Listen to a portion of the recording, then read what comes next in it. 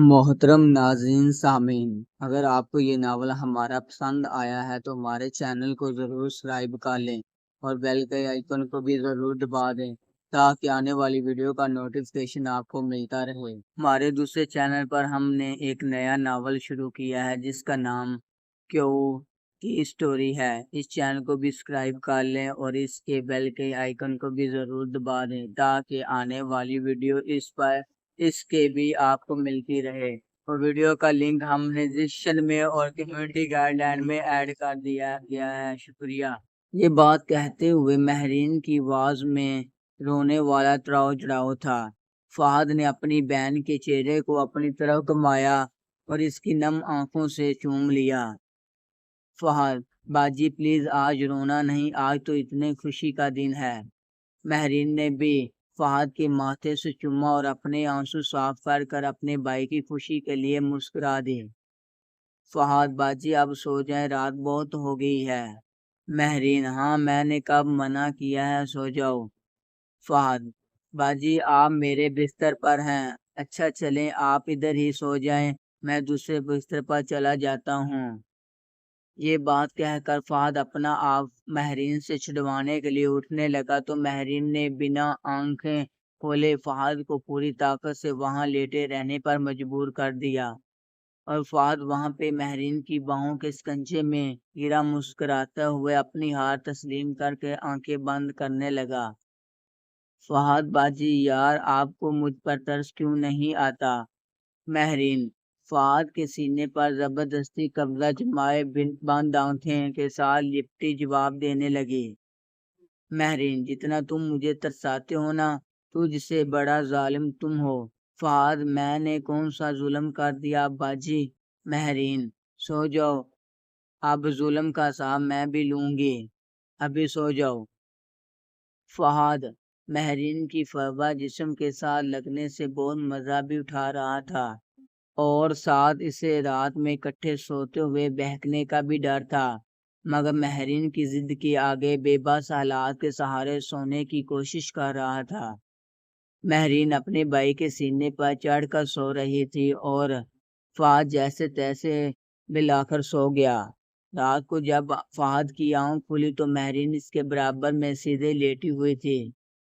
مہرین کے بازو تکیے کی طرف سیدھے اوپر تھے اور اس کی جسم کی گلائی فہد کو نیند سے بیدار کر چکی تھی۔ مہرین کا چٹا پیٹ اور گلے میں سے نظر آنے والی چیزیں فہد اگنور نہیں کر پا رہا تھا۔ اپنے آپ کو کوستا ہوا فہد کچھ سال پہلے والے اس واقعے کے لطف کو دہرانے لگا جب اس کی بہن اس کے سامنے اپنا جسم کرکرا کر سے چسوا لیا تھا۔ اس رات کا ایک ایک منظر فہد کی آنکھوں میں گھومنے لگا اور اپنا مرغے کے تناؤ کو محسوس کرتا ہوا فہد لمحہ بہ لمحہ بہتا چلا ہی جا رہا تھا۔ فہد کا دل اسے گواہی دے رہا تھا کہ ماہل کر رہا تھا کہ اگر مہرین باجی جاگی تو ہرگز ناراض نہیں ہوگی، لیکن فہد رات کی اس پہر جس میں اس دورے کا شکار تھا، اس وقت اس کے ہاتھ اپنی بہن کے جسم کی طرف بڑھا کر پلٹ رہے تھے۔ دل دماغ کی جنگ جاری تھی اور مہرین کی خوبصورتی اس جنگ میں فہد کو ہرانے میں کوئی کسر نہیں چھوڑ رہی تھی، اور فہد کا ہاتھ قمیض کے گلے کے اوپر والے حصے سے ہوتا ہوا مہرین کے جسم کو اوپر سے ہی پکڑنے میں کامیاب ہو گیا، اور آہستہ آہستہ ہی صحیح مگر اب مہرین کا جسم فہد کے ہاتھ میں اپنی وہی پرانی لذت دے رہی تھی۔ فہد نے مہرین کی دونوں کو ایک ایک کر کر آہستہ آہستہ مسلا اور کچھ دیر اس لذت کے بعد ہاتھ واپسی نکال کر دوسری طرف منہ کر سو گیا۔ اگلی صبح فہد اٹھتے ہی مہرین کے چہرے سے رات والے واقعے کا اندازہ لگانے کی کوشش کرنے لگا، لیکن مہرین کی طرف سوائے کوئی ایسا انسٹرکشن نہیں آیا جس سے فہد کو اپنی رات والی گنہونی حرکت کے کھیلنے کا شنازہ ہو۔ اس لیے سکون کا سانس لے کر فہد اپنے کام پر چلا گیا۔ دن گزرتے گئے اور فہد اپنی اس رات والی حرکت پر شرمندہ تھا، مگر شکر اس بات پر ادا کر رہا کہ مہرین باجی اس بات سے انجان سوئی رہی، ورنہ اور بھی شرمندگی والی بات تھی۔ محبت دراصل جسم کو پا لینا نہیں ہوتی، نہ ہی محبت کسی سے شادی کر لینے کو کہتے ہیں۔ محبت حاصل اور لا حاصل سے بھی بالتر ہوتی ہے۔ محبت میں نہ ہی عمر کی کوئی قید ہے اور نہ ہی رشتے کی محبت، نہ ہی اظہار کی محتاج ہے اور نہ ہی تکرار کی محبت، تو بس محبت ہے۔ فہد اور مہرین ایک دوسرے کے ساتھ تعلقات بھی بنا چکے تھے، لیکن اس کے باوجود ایک دوسرے کے احساس سے بھی کبھی غافل نہیں ہوئے۔ مہرین کسی اور کی ہونے جا رہی تھی اور فہد بڑے ہی حوصلے کے ساتھ مہرین کو کسی اور کی ہونے دے رہا تھا۔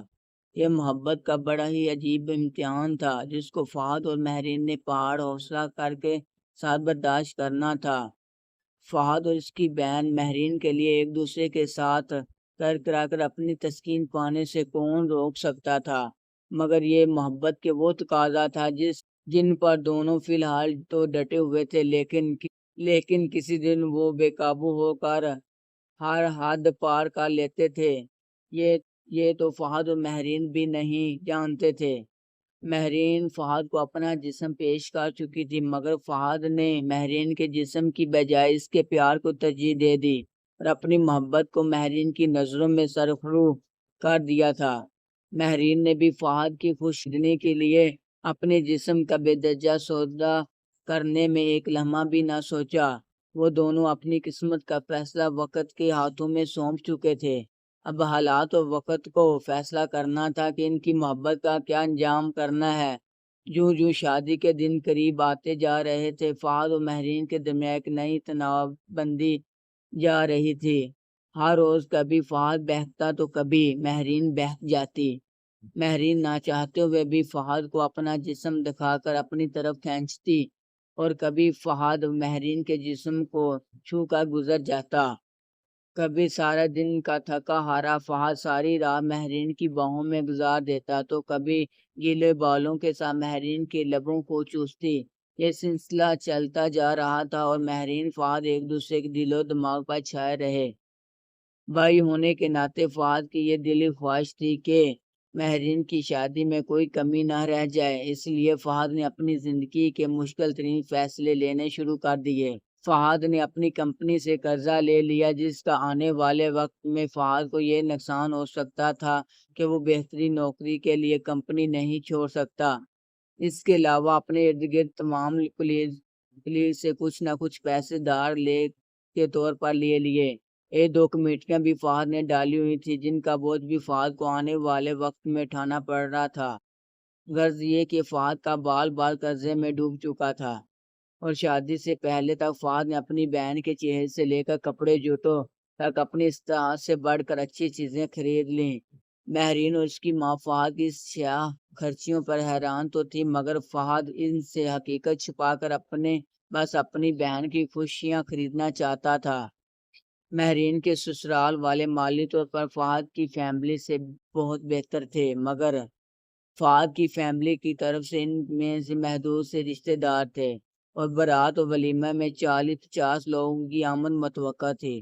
اس لیے یہ شادی ایک اوسط درجے سے بھی کم افراد کی شمولیت کے ساتھ ہونے جا رہی تھی۔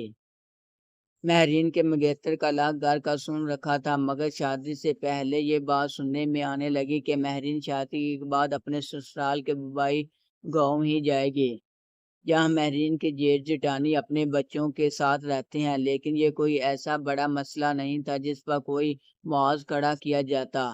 شادی میں 1-2 دن رہ گئے تھے اور مہرین اپنے بھائی کے ساتھ زیادہ سے زیادہ وقت گزارنا چاہتی تھی۔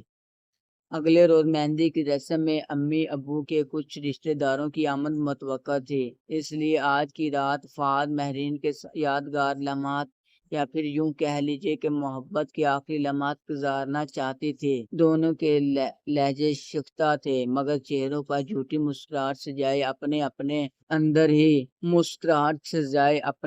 اندر انداز ہی اندر چھپا رہے تھے۔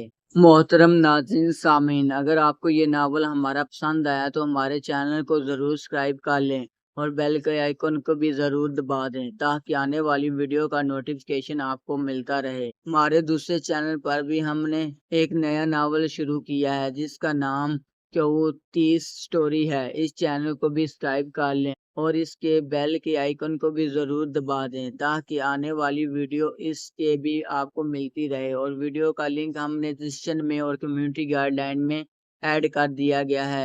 شکریہ۔